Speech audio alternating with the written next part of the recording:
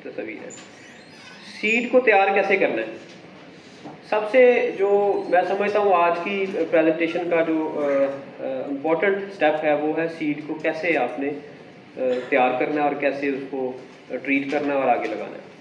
तो उसके लिए सबसे पहले तो आपको देखिए इसका पंजा मिलता है, क्लम्प उसे कह लें, हैंड कह लें, फिर उसमें फिंगर्स होती हैं, आगे पीसेस होते हैं, उसे सेट कह लें या उसे वो जो क्या कहते हैं गंडी कह लें छोटी।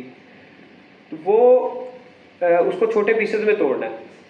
तो आप अगर देखें कि उसका राइजोम है तो जहाँ से वो फिंगर एक दूसरे के साथ अटैच होती हैं वो नेचुरली छोटी सी साइट होती है, उसको आसानी से हाथ से भी ब्रेक कर सकते हैं, छुरी से भी काट सकते हैं।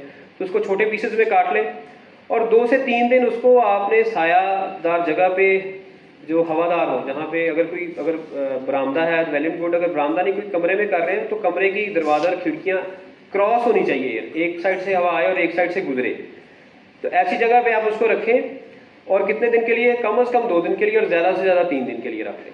उससे सबसे बड़ा फ़ायदा ये होगा कि जहाँ से हमने उसको काटा है या तोड़ा है वहाँ से उसकी हीलिंग हो जाएगी। जगह थोड़ी हार्ड होने से वो नेचुरल प्रोसेस के तहत वहाँ पे ऐसे कंपाउंड पैदा हो जाते हैं जिससे वो रेजिस्ट करता है बाद में पैथोजन एंट्री को या किसी भी किस्म के फंगस के गलाव से उसको वो बचाता है। ये बड़ा इंपॉर्टेंट, देखने में छोटा सा स्टेप है, ये करना बहुत ज़रूरी है। फिर उसके बाद सीड ट्रीटमेंट इसकी करने के लिए आइडली ये है कि आप कम से कम एक बैक्टीरियासाइड और एक फंजीसाइड और साथ ये कॉपर ऑक्सीक्लोराइड जो दोनों का काम कर जाती है तो ये कर लें।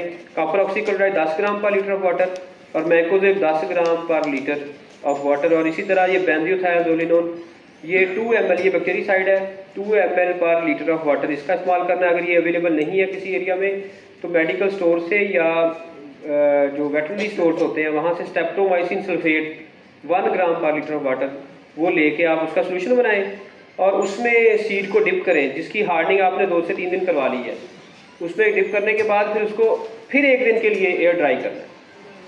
तो उससे ये होगा कि जो आपने फंजीसाइड या बैक्टीरियासाइड में जिसमें डिप किया है उसकी साथ उसके बॉन्डिंग हो जाएगी, चिपक जाएंगी और फिर अगले दिन आप उसको सैंड में लगा दें।